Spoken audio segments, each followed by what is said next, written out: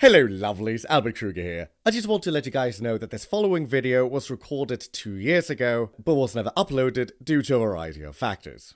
As a result, the audio quality will reflect how it would have been posted back in 2022 instead of the current quality in 2024. But I'm happy to share this with you as the beginning to a tradition that I wish to share with all of you. Welcome to yet another episode of Psy Gaming, the most blasphemous Christmas show of them all, and welcome to the first implementation of Zelda-cember.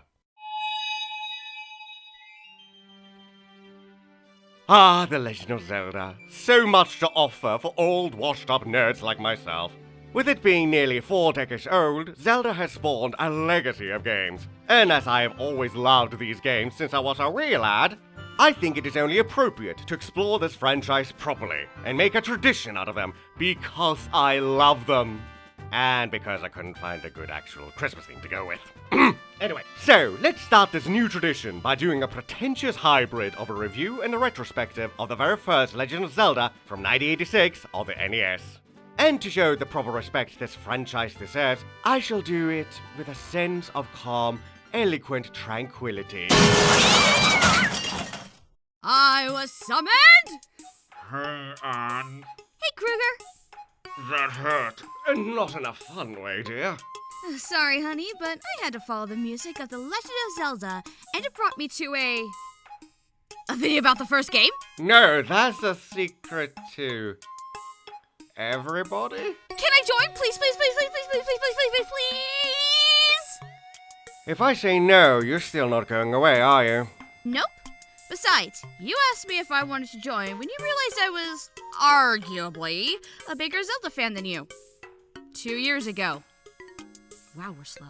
Well, apparently I'm not doing this alone. So let's begin this very first Zelda-cember by dissecting the very first Legend of Zelda from 1986.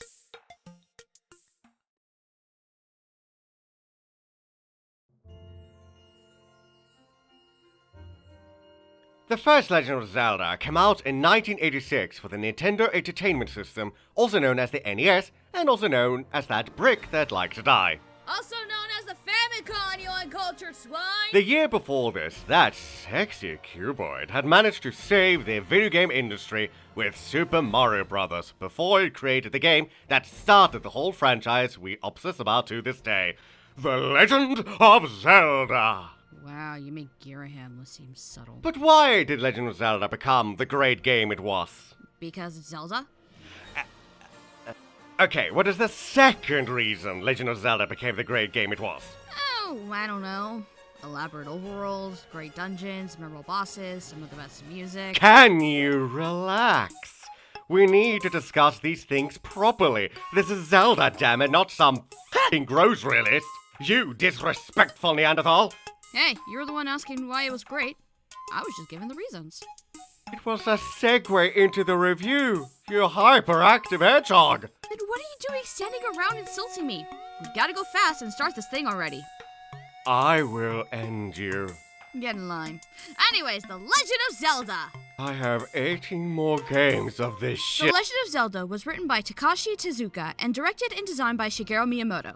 Miyamoto wanted to flesh out the concept of a video game world, and did so by using his childhood memories of exploring the natural areas near his home, like caves and woods. Since it was made at the same time Super Mario Bros. Was, many of Miyamoto's ideas were grouped into either Zelda ideas or Mario ideas. So, with this, Zelda can be considered Mario's OG rival. Ha! Take that, Sonic! Oh dear Hylia, keep it within the same company! I was making a joke about you being a hedgehog. While Mario was linear and straightforward, and a game anyone could pick up and play, Zelda was meant to be more like an elaborate labyrinth. As Miyamoto himself described, a garden you can keep in your drawer. That's a mouthful. And yours apparently is empty. Anyway, because of this different game style, Zelda would take players a long time to grasp. This was something Miyamoto was concerned about. Of course, this new project was already extremely ambitious and was a lot more complicated to develop. In fact, when playing with such an ambitious idea and struggling with limited game memory, errors are likely to occur, and they did. While developing the game, Tezuka accidentally only used half the data they had planned during the game's development. However, instead of remaking the whole thing and starting over, Miyamoto approved of what had already been created, and they instead decided to use the other half of the data for the second quest, turning a mistake into a golden opportunity. The second quest is, well, a second quest, available for the player after beating the game once. Kinda like DLC put into a New Game Plus mode. And apparently the second quest, or second round, would be used in a few other games afterwards. Huh, you learn something new every day. And knowing is a quarter of the battle. Of course, despite Miyamoto's concern, the game was a success, selling trillions of copies on the NES alone. 6.5 million. 6.5 million copies on the NES alone.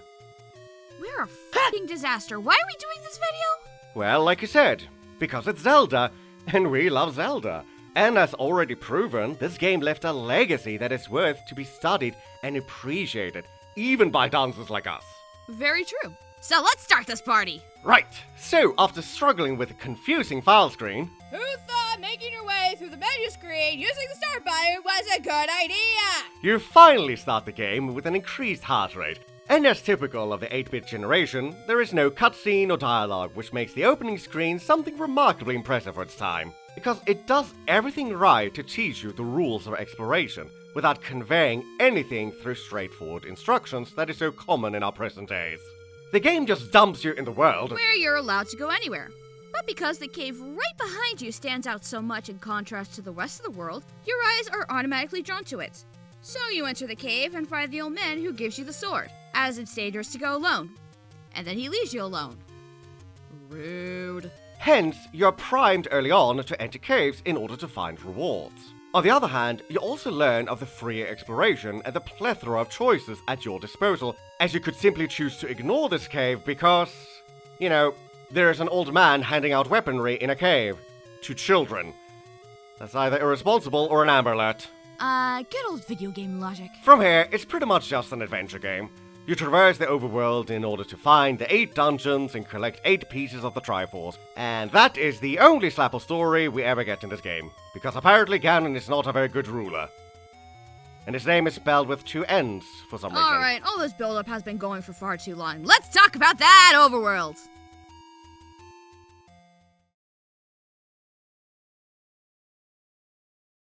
Let's be honest, Zelda wouldn't be what it is without the overworld. There's so much to explore in this world! Berries, new areas, shops, free money, games to waste in money, dungeons, accidentally going into the final dungeon and dying almost instantly.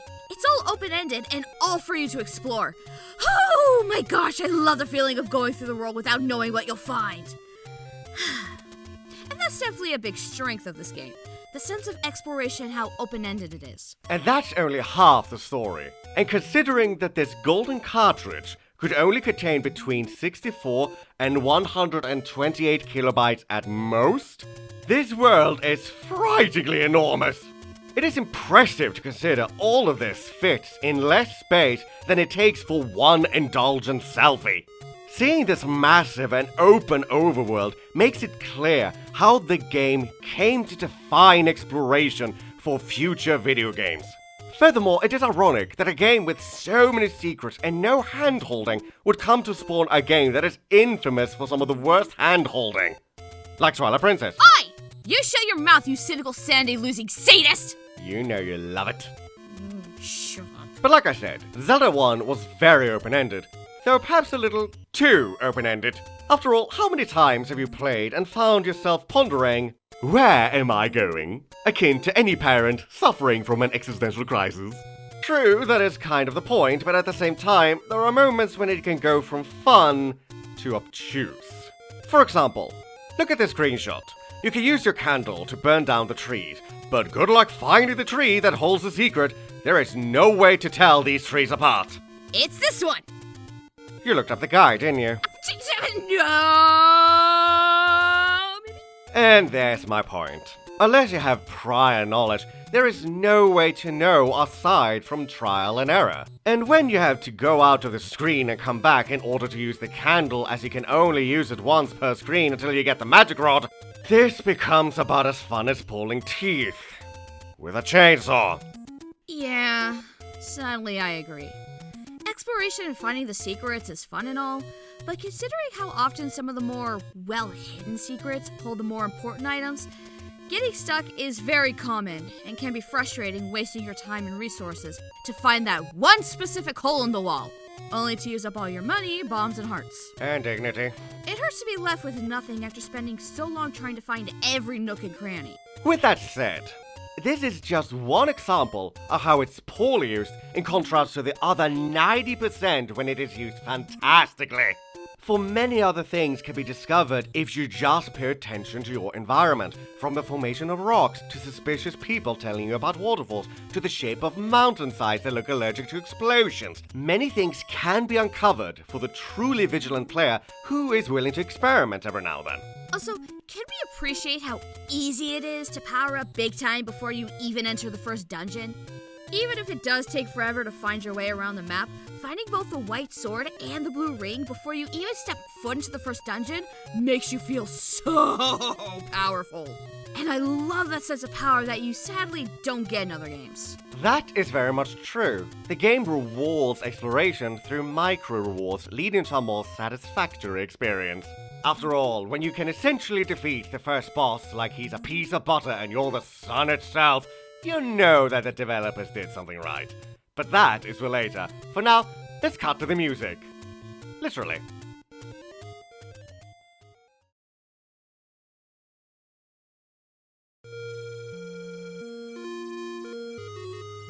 The music. Oh, where do I begin with the music? Well, I think the song begins with an A, then there is a... Not what I meant. Despite the basic chiptune the NES could handle, It sounds like a drill was making love to my ears. Zelda composer Koji Kondo was able to make some very memorable tunes. The main theme, the dungeon theme, the tunes you get when you beat a boss or collect a new item. These were all well-crafted songs that have stood against the wave of time. Definitely. The music is not only memorable and catchy, it is also incredibly atmospheric. For music that at times sounds like it was made by a vomiting typewriter, it is quite poignant. It's primarily due to the music that traveling through the fields of Hyrule or exploring the dungeons become as memorable as they have become. While I can go into musical theory of how music and audio mostly cause emotional responses... I'm a jack of all trades. I couldn't choose. And I don't give a jack, but still, please develop this particular idea of emotions being influenced by music, instead of I, who studied psychology. I could. As well as the leitmotifs within the game and the franchise, the actual structure of the song used in the first game, why the main theme is so catchy and has stuck around for so long. Within this century, please. Oh, I'm sorry. My actual music studies are paying off, Professor. What did you pay for your tuition? Oh, wait. You don't do that in Sweden, do you? Just continue, Angelina. With pleasure, honey bunny. There are multiple videos that have a lot more time to dissect the music and why it works. But I can say that each song gives its own unique feel. The feeling of going on an adventure with the main theme, the uneasiness when you stumble into a dungeon, the victorious notes of getting an item and clearing a dungeon. It's all so simple, yet it works as magic that transcends time itself. How do I know this? Look at the franchise's leitmotifs. Enough said. And this is the only reason I brought you on. Hey! The music of The Legend of Zelda practically made a legacy of its own. It helped define the franchise and has survived for almost 4 decades. Whenever any of these music tracks are played, we remember them with fond nostalgia. Thanks to Koji Kondo, the music practically helped The Legend of Zelda become a legend. But of course, the music isn't the only memorable part about the series.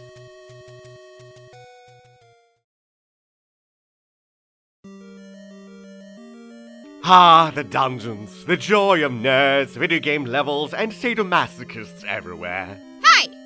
Don't call us out like that. Wait, which one are we? Fair enough. So, alongside the music and overworld, the dungeons And dragons. helped make The Legend of Zelda iconic, with the dungeons And dragons. often being the highlight of most Zelda titles. Why is this the case? Because while the overworld is meant to center around free-roam explorations, the And dungeons dragons. are instead intense bursts of solving puzzles and fighting enemies. In other words, they are there to give the players a change of pace in order to allow them to relax, like the psychopaths that the developers know we truly are. So, how do the dragons... And dungeons. I can end you, Anne. I have that power. No, you don't. Besides, people have made the comparison of Zelda 1 to a tabletop RPG like D&D for years. Yes, I am aware. I am running one myself based on this bloody franchise, but you don't have to remind me of the fact that I'm traumatizing you every week. Can we go back to Zelda 1 dungeons? Touchy. Fine. So, how do the dungeons in the first Zelda game hold up?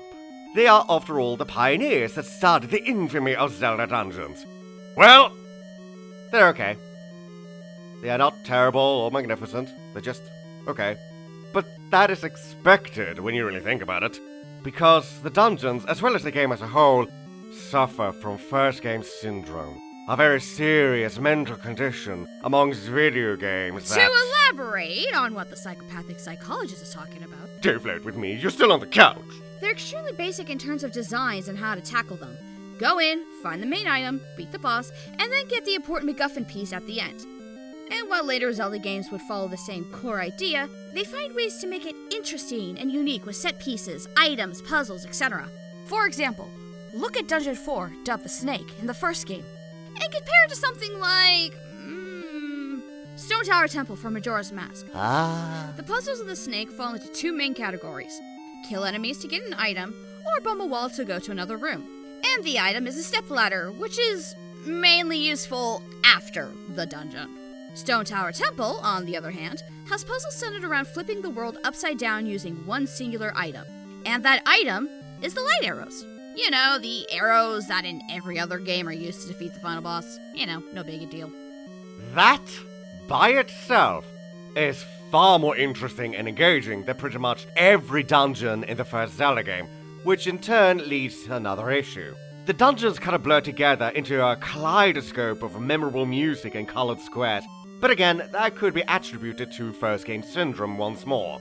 But even with this excuse in mind, it doesn't change the fact that all dungeons combined seem to blur into one, with only a few select moments standing out throughout the entire experience. The only thing the dungeons had to make it stand out were the shapes of the map. The roads are very similar, and I cannot tell you how each dungeon was on their own. Precisely. We named the dungeons not by an exotic name that could hint to deeper lore or whatnot, but rather by a designated number or the form of the map, such as snakes, eagles, moons, lions, controversial icons. This is Zelda, not a filing cabinet. And even then, we cannot necessarily attribute the moments we enjoyed to the specific dungeon, because they all look too similar. The puzzles overall are pretty straightforward. Nothing too complicated aside from push block in a compass direction or commit genocide in order to proceed, because that's how doors work apparently. However, with all that said, the issue with this doesn't come from bad design. It is a question of it being a little too basic and simple. Overall, it's clear to see why the franchise would become so infamous for its dungeons, because as simplistic as they are, the dungeons are still really decent. It does put into perspective how impressive they must have been back then. I mean, fair, but that's definitely something that has evolved greatly since then. But while the dungeons are extremely simple and not that good, they also house another well-known cliche in the franchise: the items. But of course, the items are iconic and became another Zelda staple, for better or for worse. After all, the items were put in the dungeons to be applied upon either enemies or obstacles, which could then be used in the overworld. This dynamic relationship is something that I would say has stayed true in the majority of the franchise. Zelda items can be placed into roughly 3 subcategories: equipment, dungeon items, and overworld items. Equipment is the sword, shield, and armor, while dungeon items are the keys, compasses, and maps. Overworld items are literally everything else, since you can use them basically everywhere. Of course, your mileage may vary on these subcategories, but I think this is good for now. Nevertheless, they summarize the items nicely. Though, let's not forget that their impact on the franchise cannot be underestimated. Take the sword, for example. The importance of this item, not only in the first game, but the franchise overall, is far bigger than any of my mother issues. Furthermore, the means of upgrading your sword is determined by the amount of hearts you have, which is a solid method to progress and also an idea that Breath of the Wild revisited. And then there are the items you can equip. The candles, bombs, and wraps all give you access to new areas to get more money, hearts, and overall make your journey through the land a lot easier. And then there are items that make enemies easier to destroy. Thank you, Clock, for making Dark Nooks a walk in the park! With that said, why must the clock betray us and make us blind by having Link flash seizure-inducing colors? I would like to see the enemies that are frozen in time not blink like crazy just to see again. Which sprite artist do I need to find and hit them over the head with a shoe? Calm down, honey. Oh, no. I am not done. I need to talk about the drop rates. Because this game has a bad grinding habit. And I mean a bad grinding habit. Even if you find all of the secret rupee areas, there were many times I had to make long journeys just to get some money so I could buy an important item, or even a potion. Granted, it did make some of the more uncommon items more valuable. Hi again, Clock. But money and hearts were an absolute nightmare to try and find. You know how most games drop a lot of hearts and rupees? Yeah, I think it's to make up for the pain they gave in this first game. Let's move on before we offend the entire fanbase, us included. Overall, the items of dungeons, while rough around the edges, were very decent, especially considering that it was the first game, all issues included. Because for every issue we may have had, it compensated one way or another. Though, allow me this minor tangent. To hell with the food! In Dungeon 7, there is this random enemy who grumbles and won't allow you to pass until you've given him food. Okay, quick question. How the hell are you supposed to figure this out? Firstly, the food was only useful to distract enemies ever so briefly, and now the fate of the whole world is going to stand on me carrying around the bloody drumstick. Also, how am I supposed to understand that he is grumbling out of hunger? For all I know, he's grumbling out of frustration because he's standing alone in a room, deep in a dungeon, which makes his dating prospects very, very grim. Poor bastard trying to drown his sorrow with food. You got to pull yourself together. But first, let me through, you gluttonous gobbling excrement. Kreuger, you're not speaking from personal experiences again, are you? Let's just go to the enemies and bosses. Perfect segue, my dear. Let's go to the enemies and bosses. Damn it, we're going to the enemies and bosses.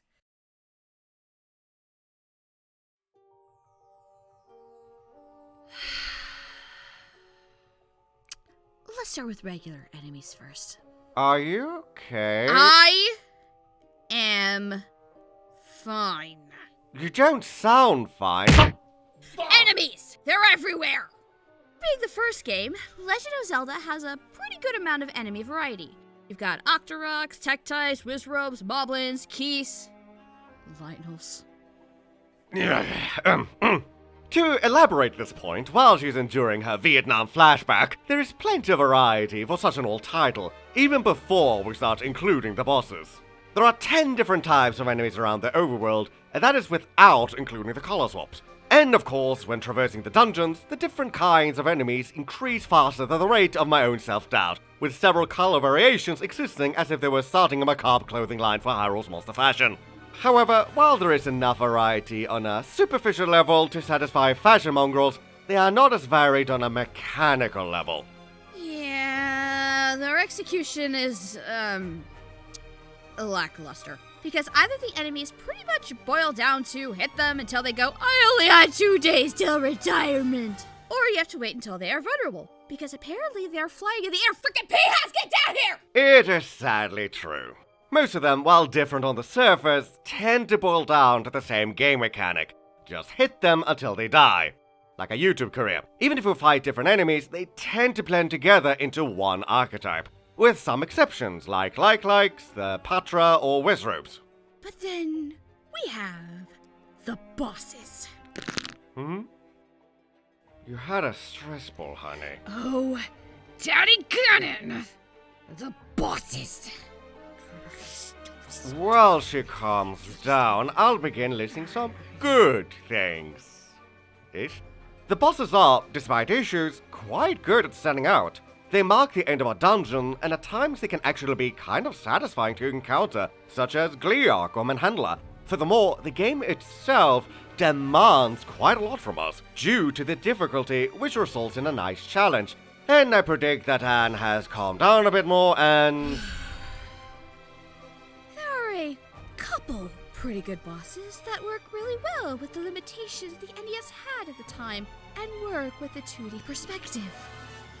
With that said... And here we go. The overall boss lineup is absolute garbage! There are only 7 unique bosses, and 2 of them are used twice. Aquamentus is a bore, Goma has such a convoluted way to beat him, and don't get me started on freaking Digdogger! Gleeok is used twice with 2 different forms, which is kind of a waste, and he gets used 3 times in freaking Second Quest! But why would you use that same boss that many times? Even for a first game, that's just lazy and uninspiring. I sadly must agree. While I enjoyed Gleeok the first time, and I can respect his more difficult forms for providing dynamic challenges, it still reeks from the blatant copy-pasting. Like my eloquent guest said, they are misused horribly. Like, why on earth would you put Aquamentus, a weak boss from the first dungeon, in the 7th dungeon as well? Really challenging us there? And what kind of pride am I supposed to take in defeating Digdogger? Not only is his fight ridiculously easy, blowing a bloody flute, meaning that any first-grade music class can kill him, but it is also embarrassing. He's a bloody sea urchin. Oh yeah, I cannot wait to go down to the tavern and tell all my fellow guild members that I slayed a bloody sea urchin. Oh, the bravery! And I'm so glad some of the better bosses were improved in later games. Dodongo, Goma, Manhanla, Gleeok, and the big bad bastard himself, Ganon. Oh, Ganon. You're always a highlight in every game you're in. Including this one? Including this one. You know what, you're right. And this leads to a final good point. For as crappy or simple as most bosses, enemies, or as stated earlier, even the dungeons were, they did save the best for last. Death Mountain is a solid dungeon throughout the whole thing and serves as a final great challenge of everything you've learned up until that point. It encourages exploration, has interesting enemies, and items that serve as awesome endgame rewards. You even fight some of the bosses again, but you end it with arguably the best fight of the whole game, Ganon himself. There's a reason he keeps coming back. Oh, my King of Darkness. You do know he has to reproduce with every Gerudo woman, including in order to repopulate the Gerudo race, right? Shut up, let me have this. And while she's having a fanfiction moment, let's begin wrapping this up.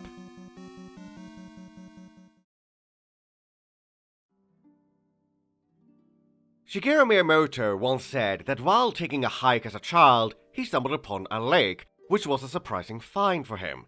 It was during moments like these, while wandering without a map, discovering new and surprising things, that he realized what it meant to go on an adventure. He tried to create this game not for children, but rather for himself, for that child that he still had deep down. There is something to respect by this statement, and also by understanding how the passion and dreams of nostalgia has fueled a project. However, it becomes even more fascinating when you consider not only that he and his team also managed to create this appropriate technology to realize that vision.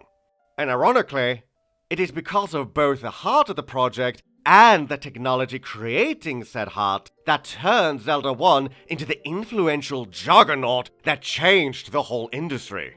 What exactly do you mean by that? Well, it is because through this technology, Zelda 1 did something more. Something revolutionary, more specifically, this. Oh! You mean what it did on a technological level? Yes.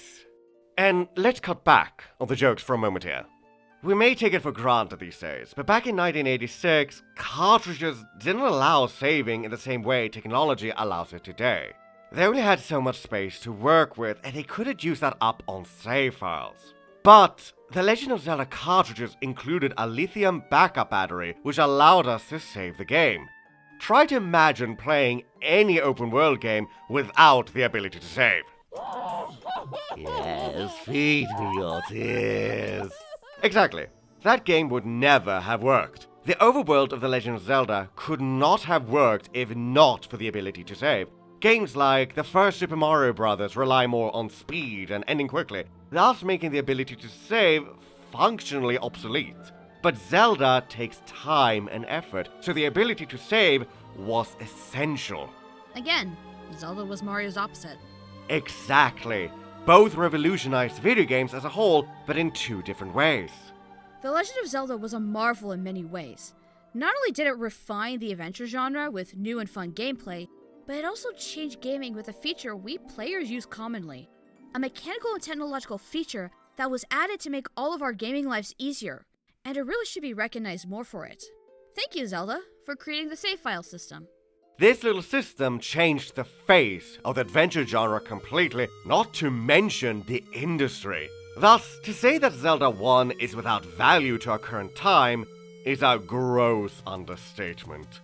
So, after playing it once more and re-experiencing the very first of our beloved Zelda franchise, what do you think, Anne? How would you rank it on a tier list of Zelda games? Honestly, I like it more than I did in the past. It was an innovative game and had a lot of good elements that I like. And I've appreciated the more open world aspects compared to the more linear games of the series.